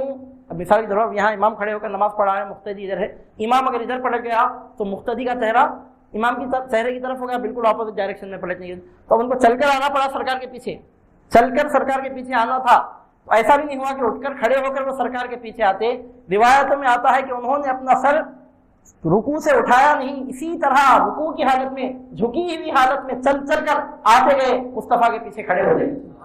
سر اٹھانے کی بھی انہوں نے زحمت نہیں کی، سر اٹھانے کا بھی انہوں نے انتظار نہیں کیا، انہوں نے قیامت تک کی امت کو یہ سبق سکھایا کہ جتنی چیزیں ہیں سب فروع ہیں، مصطفیٰ پر ایمان لانا اصل ہے، مصطفیٰ پر ایمان لانا اصل ایمان ہے، بقیہ جتنی چیزیں ہیں اصول نہیں ہے، فروع ہیں۔ مصطفیٰ پر ایمان لانا یہ مقصد ہے، یہ بنیاد ہے۔ مصطفیٰ جس قبلے کی طرف پلٹ جائیں اس قبلے کی طرف پلٹنا فرض ہے، اور مصطفیٰ جس قبلے کو چھوڑ دے اس قبلے کو چھوڑ دینا فرض ہے۔ مصطفیٰ قبلے کو چھوڑ دے تو قبلے کو چھوڑ دینا فرض ہے۔ صحابہ کرام نے قبلے کو چھوڑ دیا اور حضور نبی کریم صلی اللہ علیہ وسلم کے پیچھے آتے رہے۔ اللہ سبحانہ و تعالیٰ کو یہ انداز بہت پسند آیا، اور آپ یہ سنیں گے تو حیرت کریں گے کہ مدینہ منورہ کی دوسری مسجدوں میں جہاں جہاں جماعت ہو رہی تھی، جب یہ حکم پہنچا تو اسی لمحہ صحابہ کرام نے اپنے رخ پھیر لیے اور دنیا کو تسلیم و رضا کا ایک بے مثال نمونہ دکھایا، اور تمام صحابہ نے اسی وقت بیت المقدس کو چھوڑ کر کعبۃ اللہ شریف کو اپنا قبلہ بنا لیا۔ حضور صلی اللہ علیہ وسلم کو کیوں خواہش تھی کہ کعبۃ اللہ شریف قبلہ بنایا جائے؟ اس کی کئی حکمتیں ہیں۔ اس کی ایک حکمت تو یہ ہے کہ سرکار کے آبا و اجداد کا قبلہ کعبہ تھا، بیت المقدس نہیں تھا۔ اصل وجہ تھی کیونکہ حضور صلی اللہ علیہ وسلم کے والد، آپ کے دادا، آپ کے پردادا، آپ کے سکڑ دادا، آپ کا پورا خاندان، پورا قبیلہ، پورے اجداد اسماعیل علیہ السلام تک سب کعبے کی طرف رخ کر کے نمازیں پڑھتے رہے۔ اب جب سرکار مدینے کو آئے تو یہودیوں کی دلجوئی کے لیے دوسری حکمتوں کی طرف سے بیت المقدس کو قبلہ بنایا گیا۔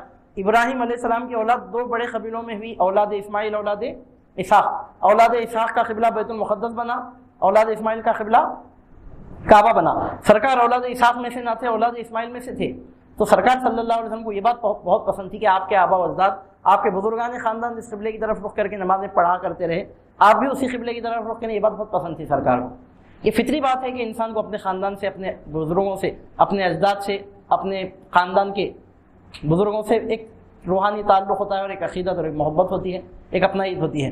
ایک تو مقصد یہ تھا، اور دوسرا مقصد یہ تھا، سرکار صلی اللہ علیہ وسلم چاہتے تھے کہ کعبے کو اگر قبلہ بنا دیا جائے تو اہل عرب بہت جلد اسلام قبول کریں گے، کیونکہ ان کے لیے نیاپن نہیں رہے گا، کیونکہ عرب کے لوگوں کا قبلہ کعبہ ہی تھا۔ اب ایک نئے قبلے کی طرف ان کو بلایا جائے تو ہو سکتا ہے کہ پھر وہ تحقیق میں لگ جائے۔ اگر کعبہ قبلہ بن گیا تو اہل عرب کے قبول اسلام میں بڑی آسانی ہوں گی۔ ایک حکمت یہ بھی تھی، اور ایک حکمت علماء مفسرین یہ بھی بیان فرماتے ہیں، اللہ تعالیٰ یہ ظاہر فرمانا چاہتا تھا کہ اب بنی اسحاق کا قبلہ کینسل، بنی اسماعیل کا قبلہ اب یہ قائم رہ گیا۔ تو مطلب کیا تھا؟ یہ اس بات کی طرف اشارہ تھا کہ اب نبوت بنو اسحاق سے ختم ہو گئی، بنی اسرائیل میں نبوت ختم، بنی اسماعیل میں نبوت آ گئی۔ یہ بتانا تھا وہ قبلہ ختم، یہ قبلہ مقرر، تو مطلب کیا؟ وہاں نبوت ختم، اب یہاں نبوت باقی ہے، اب یہاں نبوت برقرار ہے، یہ بتانا تھا۔ اللہ تعالیٰ فرماتا ہے تو ضرور پھیر دیں گے ہم آپ کو اس قبلے کی طرف جسے آپ پسند کر لیتے ہیں۔ اب پھیر لو اپنا چہرہ مسجد حرام کی طرف۔ اب حکم ہوتا ہے مسلمانوں کی کہ تم کہیں ہو، جہاں کہیں تم ہو، پھیر لیا کرو اپنے منہ اس کی طرف، یعنی اس قبلے کی طرف۔ اس سے پہلے کہ ایک درس میں ہم آپ کے سامنے ذکر کر چکے ہیں کہ بعض مخصوص حالتوں میں کعبۃ اللہ شریف کی طرف رخ کیے بغیر نماز پڑھنا جائز ہے۔ جب آدمی کسی ایسے مقام پر ہو کہ اس کو معلوم نہ ہو کہ قبلہ کدھر ہے، اور کوئی بتانے والا مسلمان بھی موجود نہ ہو، تو اس کو حکم دیا گیا کہ خوب غور کرے کہ قبلہ کدھر ہے، جدھر خیال جم جائے ادھر پڑھ کر نماز پڑھ لے۔ نماز پڑھنے کے بعد معلوم ہوا کہ قبلہ ادھر نہیں تھا جدھر میں نے نماز پڑھی ہے، تو نماز لوٹانے کی ضرورت بھی نہیں ہے، کیونکہ اللہ تعالیٰ جہتوں سے، سمتوں سے پاک ہے۔ اس کے علاوہ مسافر کو حالت سفر میں، جب سواری پر وہ سوار ہو اور سواری چل رہی ہے اور حالت سفر میں ہو، تو نفل نماز جانتے بوجھتے دیکھتے دکھاتے بغیر قبلے کی طرف رخ کیے کہ نفل نماز پڑھنے کی اجازت ہے۔ اس مسئلے کو اس سے پہلے کے کسی درس میں ہم کھول کر بیان کر چکے ہیں، اس وقت اس کا اعادہ کیے بغیر اتنا ہی آپ کے سامنے عرض کر رہے ہیں کہ قبلہ جو مقرر ہوتا ہے قوم کی یکجہتی کو، ان کے اتحاد کو، ان کی یونٹی کو دکھانے کے لیے ہے۔ اللہ تعالیٰ تو ہر جگہ موجود ہے، قبلہ اس لیے مقرر کیا گیا تاکہ دنیا کو دکھایا جائے کہ مسلمان ایک ہیں، چاہے وہ کسی وطن میں رہیں، کوئی زبان بولنے والے رہیں، کسی نسل، کسی خاندان کے ہوں، کسی کلر کے ہوں، چاہے کسی جگہ کے، کسی انداز کے ہوں، کسی شکل و صورت کے، کسی خد و خامت کے ہوں، لیکن وہ سب ایک ہیں کیونکہ ان کا قبلہ ایک ہے۔ تمام روئے زمین پر جہاں بھی وہ ایک قبلے کی طرف وہ پلٹتے ہیں تو یہ مسلمانوں کے اتحاد کو دکھانے کے لیے ہے۔ تو ارشاد ہوتا ہے کہ اے مسلمانوں، جہاں کہیں تم ہو پھیر لیا کرو اپنے منہ اس کی طرف۔ اس سے ثابت ہوتا ہے کہ قبلے کی طرف رخ کرنا حالت نماز میں فرض ہے۔ نماز کے ساتھ بیرونی فرائض میں سے ایک فرض یہ بھی ہے کہ کعبۃ اللہ شریف کی طرف رخ کیا جائے۔ تم پھیر لیا کرو اپنے منہ اس کی طرف، اور بے شک وہ جنہیں کتاب دی گئی ہے ضرور جانتے ہیں کہ یہ حکم برحق ہے ان کے رب کی طرف سے، اور نہیں اللہ تعالیٰ بے خبر ان کے کاموں سے جو وہ کرتے ہیں۔ اب یہودیوں نے واویلا مچا دیا، تحویل قبلہ کا حکم آیا تو مدینے کے یہودیوں نے ہنگامہ برپا کر دیا، بولنے لگے کہ یہ دیکھو کیسی ان کی بے دینی ہے کہ قبلے کو چھوڑ دیا۔ اللہ تعالیٰ فرماتا ہے کہ ان کو سب معلوم ہے، ان کو خوب اچھی طریقے سے معلوم ہے کہ اللہ تعالیٰ جب جس قبلے کو مقرر کرنا چاہے مقرر فرماتا ہے، ان کی کتابوں میں سب ہے۔ لوگوں کو کنفیوز کرنے کے لیے، لوگوں کو گمراہ کرنے کے لیے، لوگوں کو راست سے ہٹانے کے لیے، لوگوں کو گمراہ کرنے کے لیے قسم قسم کی چہمے گوئیاں یہ کر رہے ہیں۔ ان کو خوب اچھی طریقے سے معلوم ہے کہ یہ حکم آپ کے پروردگار عالم کی طرف سے برحق ہے، قبلہ بدل سکتا ہے اللہ تعالیٰ جب جس کو چاہے، جس قبلے کا چاہے حکم دیتا ہے۔ اور اگر آپ لے آئیں اہل کتاب کے پاس ہر ایک دلیل، پھر بھی یہ پیروی نہیں کریں گے آپ کے قبلے کی۔ ان کا مقصد آپ کو جھٹلانا ہے، وہ تو ایک بہانہ ہے وہ تحویل قبلہ کا، بہرحال کسی نہ کسی بہانے سے آپ کو جھٹلانا، یہ ان کا مقصد ہے۔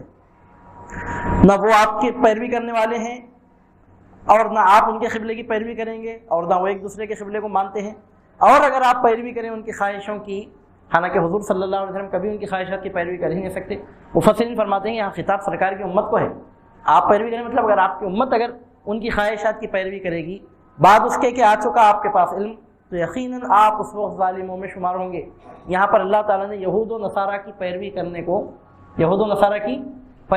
ظلم قرار دیا ہے۔ کسی بھی معاملے میں، کسی بھی چیز میں یہود و نصارہ کی پیروی کرنے کو ظلم قرار دیا ہے، لیکن موجودہ زمانے میں ہم دیکھتے ہیں کہ چھوٹی سے چھوٹی چیز سے لے کر بڑی سے بڑی چیز تک مسلمان یہود و نصارہ کی پیروی کرنے لگے ہیں۔ یہ چیزیں قابل ترک ہیں۔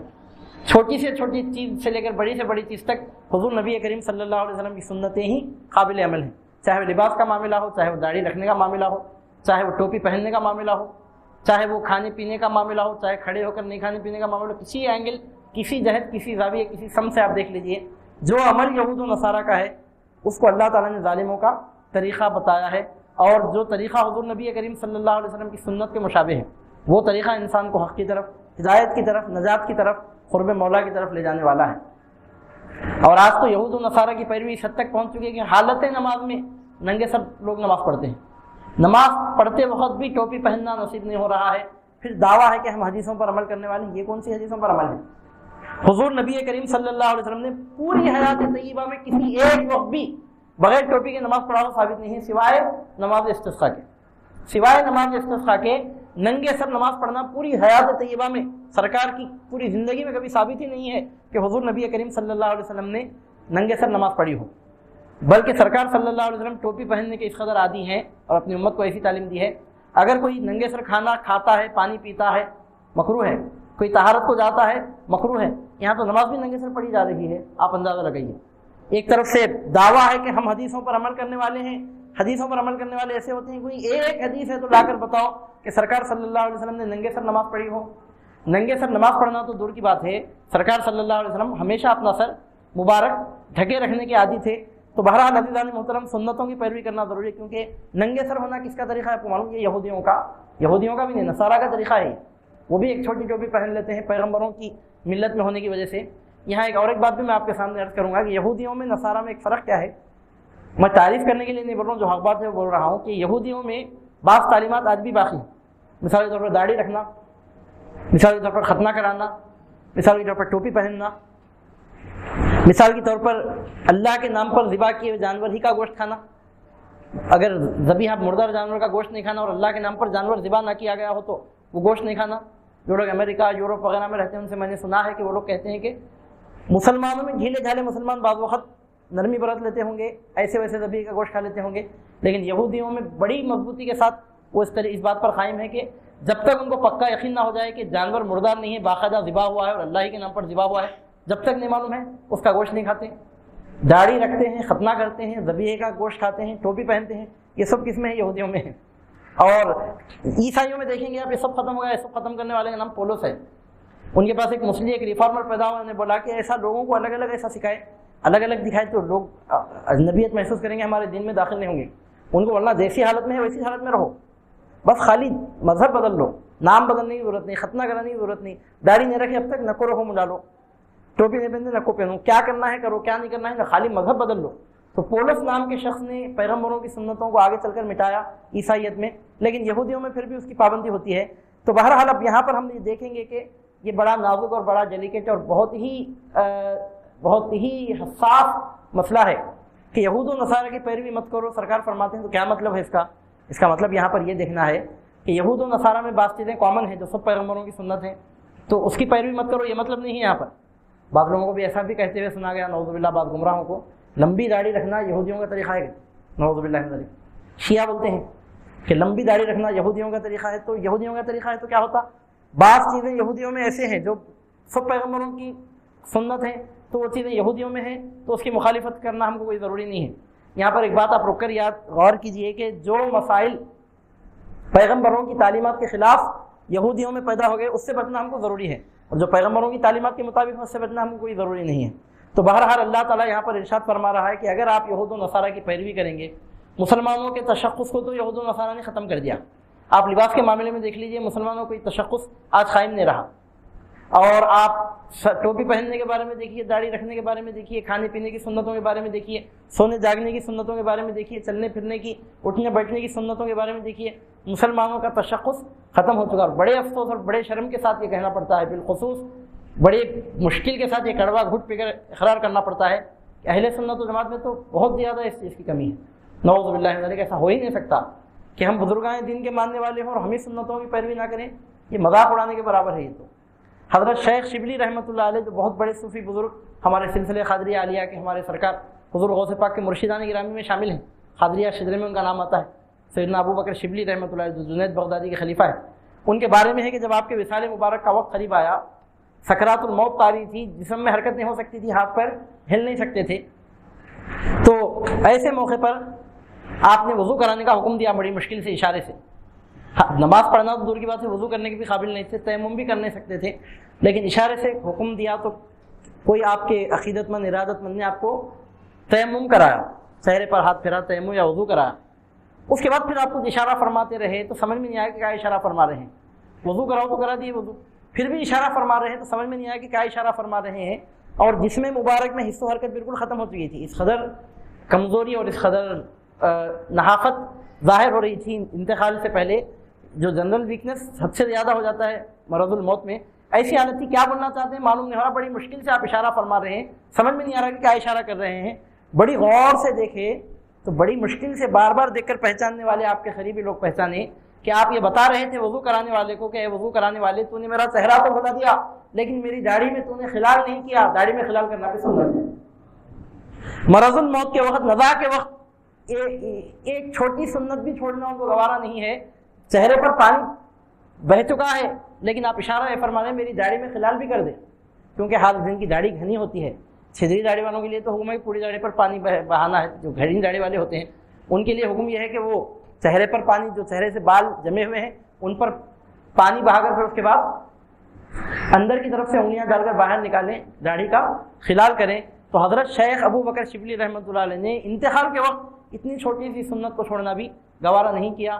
ہم اہل سنت کے اہل سنت، نہ ہمارے سر پر ٹوپی، نہ ہمارے چہرے پر داڑھی، نہ ہمارے لباس میں دامن، یہ تو دکھنے والی چیزیں ہیں یہ، اس کے علاوہ اٹھنے بیٹھنے، چلنے پھرنے، کھانے پینے میں غیروں کے طریقے کو ہم قابل تعریف سمجھ رہے ہیں، یہ بات ہمارے لیے لائق عبرت ہے۔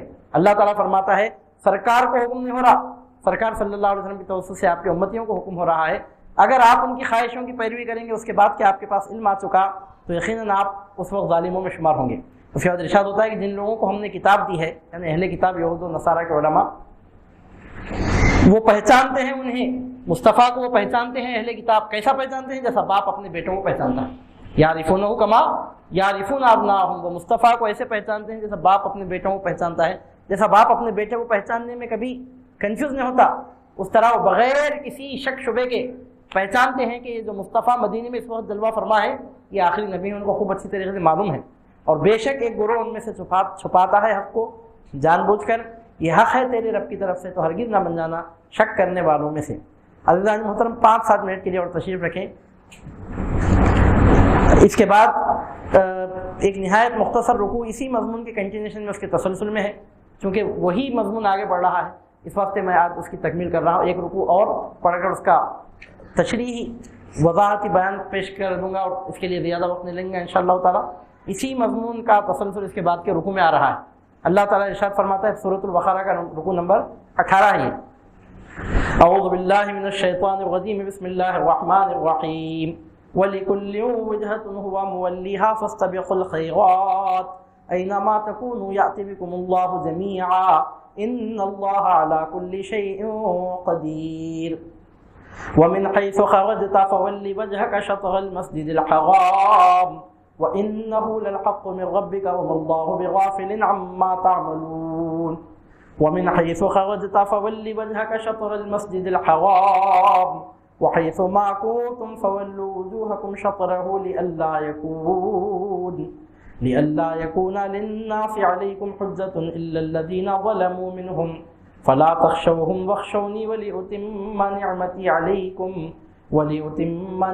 عليكم ولعلكم تهتدون كما أرسلنا فيكم رسولا منكم يتلو عليكم آياتنا ويزكيكم ويعلمكم الكتاب والحكمة ويعلمكم ما لم تكونوا تعلمون فاذكروني أذكركم واشكروا لي ولا تكفرون صدق اللہ العلی العظیم۔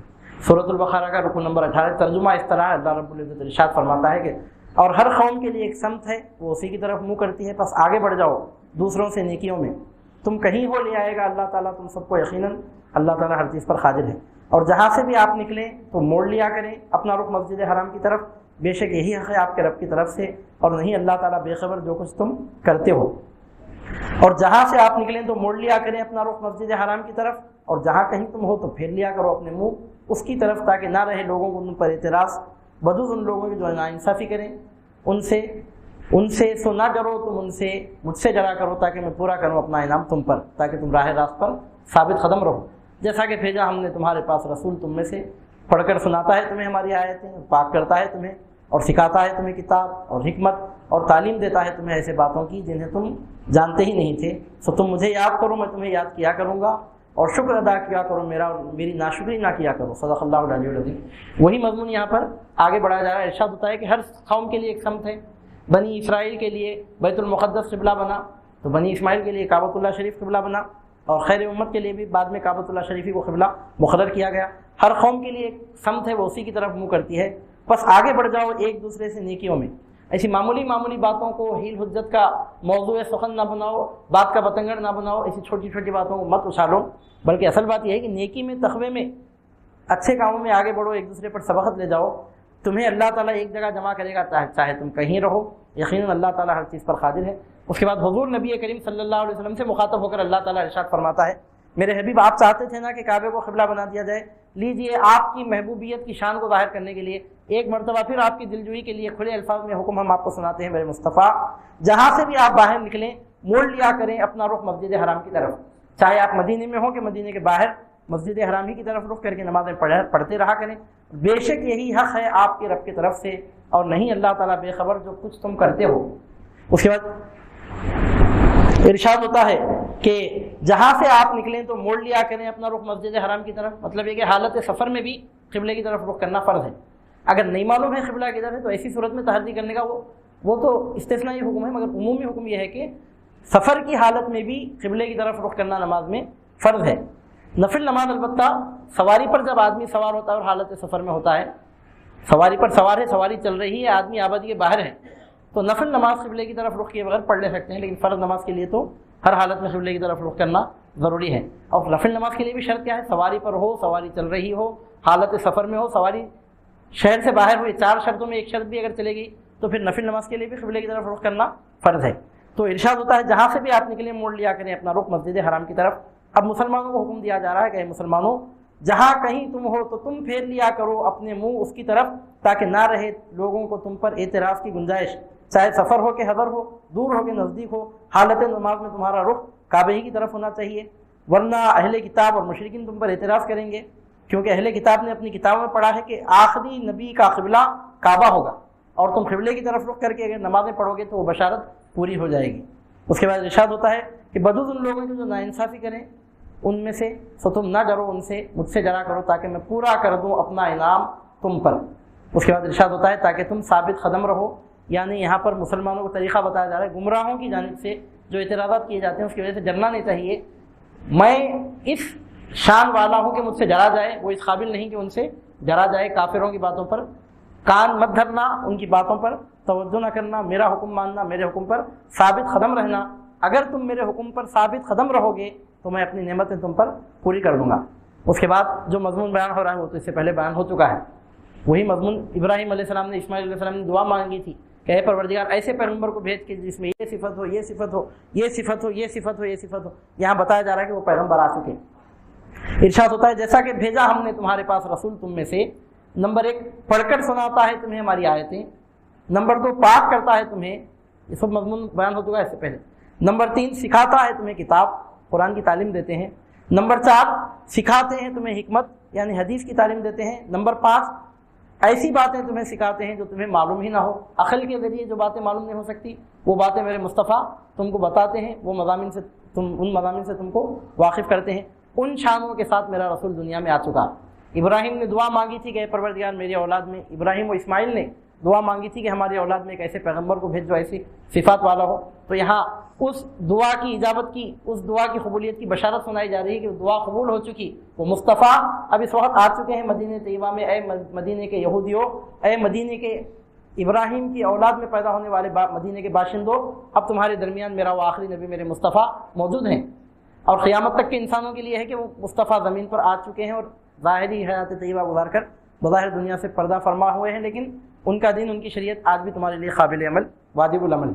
اس کے بعد آخر میں ارشاد ہوتا ہے تم مجھے یاد کیا کرو، میں تمہیں یاد کیا کروں گا، اور شکر ادا کیا کرو میرا، اور میری ناشکری نہ کیا کرو۔ یہ اللہ تعالیٰ کا بہت بڑا انعام ہے کہ بندہ جب خدا کو یاد کرتا ہے تو خدا بندے کو یاد کرتا ہے۔ اللہ کو یاد کرنے کا مطلب یہ کہ ایک تو نماز پڑھی جائے پابندی کے ساتھ، نمبر 1 اصل اللہ کو یاد کرنے کا طریقہ یہ کہ نمبر 1 نماز پڑھی جائے، وہ سب سے کامل ترین ذکر ہے، وہ اس سے بڑھ کر کامل ترین ذکر اور کچھ بھی نہیں ہے۔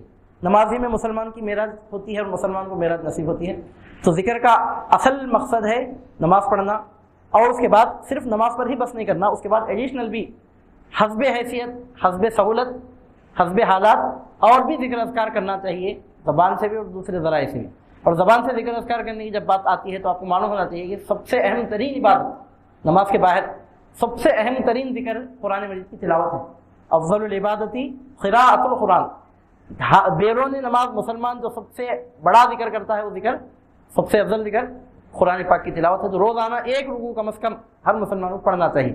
اور اس کے علاوہ بھی نماز اور قرآن کی تلاوت کے علاوہ بھی ذکر کے اور بھی طریقے ہیں، اور ان طریقوں میں سب سے کامل طریقہ نماز اور تلاوت قرآن کے بعد سب سے کامل طریقہ یہ ہے کہ حضور نبی کریم صلی اللہ علیہ وسلم پر درود بھیجا جائے، اور اس کے بعد روزانہ کی جو دعائیں ہوتی ہیں وہ، اس کے علاوہ دیگر ذکر اذکار جیسا لا الہ الا اللہ کا ذکر ہوتا ہے، تیسرا کلمہ پڑھتے ہیں، یا سبحان اللہ و بحمدہ، سبحان اللہ العظیم کا ذکر پڑھتے ہیں، جو بھی تسبیح اللہ کی تعریف میں جو بھی زبان سے آدمی پڑھتا ہے سب ذکر میں شامل ہوتا ہے۔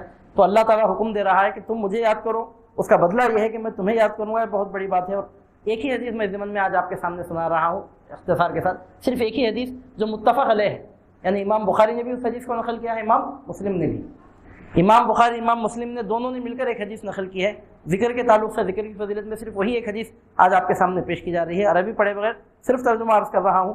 اللہ تعالیٰ ارشاد فرماتا ہے کہ میرا بندہ مجھ سے جیسا گمان رکھتا ہے ویسا ہی میں اس کے ساتھ برتاؤ کرتا ہوں، اگر وہ مجھے دل میں یاد کرے تو میں بھی اسے ایسے ہی یاد کرتا ہوں، اگر وہ مجھے مجمع عام میں یاد کرے تو میں اس سے بہتر مجمع میں اسے یاد کرتا ہوں، اگر وہ ایک بالشت میرے نزدیک ہو تو میں ایک ہاتھ اس کے نزدیک ہو جاتا ہوں، اگر وہ ایک ہاتھ میرے نزدیک ہو تو میں ایک قدم اس کے قریب ہو جاتا ہوں، اگر وہ چل کر میری طرف آئے تو میں دوڑ کر اس کی طرف جاتا ہوں۔ اس سے بڑھ کر بندے کے لیے اور کیا انعام؟ اب یہاں پر اور ایک بات بھی ہے کہ چلنا، ایک قدم آگے بڑھنا، یہ جسمانیات کا تعلق نہیں ہے، مطلب یہ کہ سمجھانے کے لیے، بندوں کو سمجھانے کے لیے، یعنی اجابت ہوگی، اللہ تعالیٰ قبول فرمائے گا، یہ مطلب ہے۔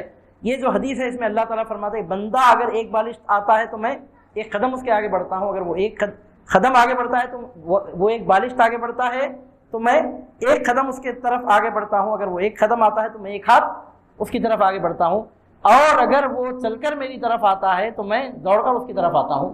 جو میرا ذکر کرتا ہے تو میں اس کا ذکر کرتا ہوں۔ اور اس کے بعد ارشاد ہوتا ہے میرا شکر کیا کرو، میری ناشکری مت کیا کرو، اور میرا سب سے بڑا شکر یہ ہے کہ جب میں نے اپنے رسول کو بھیجا، ایسی شان والے رسول کو، تو اس پر ایمان لاؤ۔ اگر تم نے اس رسول پر ایمان نہیں لایا، دیگر چھوٹی چھوٹی نعمتوں کا شکر ادا کرنے کے باوجود بھی تم ناشکرے رہو گے، کیونکہ سرکار کی آمد کے ذکر کے بعد پھر اللہ تعالیٰ شکر ادا کرنے کا یہاں حکم دے رہا ہے۔ عزیزان محترم، اللہ تعالیٰ کے فضل و کرم سے، اس کی توفیق سے آج سلسلہ وار درس تفسیر قرآن مجید کے ضمن میں یہ 15ویں نشست منعقد ہوئی، اور اس میں ہم نے آپ کے سامنے رکوع نمبر 17 اور 18 کے مضامین، ضروری اور مختصر مضامین کے ساتھ بیان کرنے کی سعادت حاصل کی ہے۔ اور اس میں بطور خاص تحویل قبلہ کا ذکر، سرکار کی شان محبوبیت کا ذکر ہوا، اور کعبے کو قبلہ بنائے جانے کا ذکر اور اس کی حکمتیں بیان ہوئی۔ اس کے ساتھ اللہ تعالیٰ نے سرکار کی آمد کا ذکر کر کے ذکر کرنے کا اور اللہ تعالیٰ کا شکر ادا کرنے کا ہم کو حکم دیا ہے۔ یہاں پہنچ کر ایک اعلان کیا جا رہا ہے کہ آج یہ جو اتوار کو مغرب اور عشاء کے درمیان میں جو درس ہوا ہے، شعبان کا آخری اتوار ہے، اور آئندہ اتوار تک رمضان مبارک شروع ہو چکا ہوگا، اس وقت پر یہ اجتماع منعقد نہیں ہوگا۔ نوٹ کیجئے کہ آئندہ اتوار سے رمضان المبارک کے مہینے میں درس قرآن کا یہ مبارک سلسلہ جاری رہے گا۔ رمضان المبارک میں ایک عمل کے 70 گنا اضافہ ثواب ملتا ہے، تو رمضان میں اگر ایسی ایک مجلس میں آپ آگے تو 70 مجلسوں میں آنے کے برابر ہے۔ اب یہ آج جتنی دیر آپ بیٹھے، اتنی دیر اگر رمضان میں اگر آ کر بیٹھے تو ایک درس سننے کا ثواب 70 درس سننے کے برابر، ایک درس دینے کا ثواب 70 درس دینے کے برابر ہے۔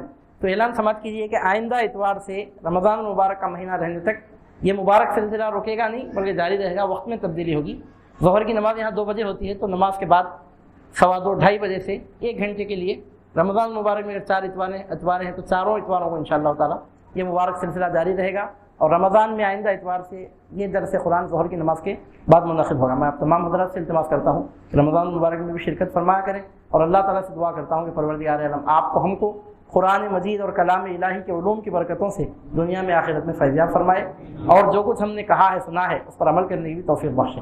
وصلی اللہ علی حبیبہ و نبیہ و رسولہ سیدنا مولانا محمد وعلی آلہ و صحابتہ اجمعین، وآخر دعوانا الحمد للہ رب العالمین۔ حضرات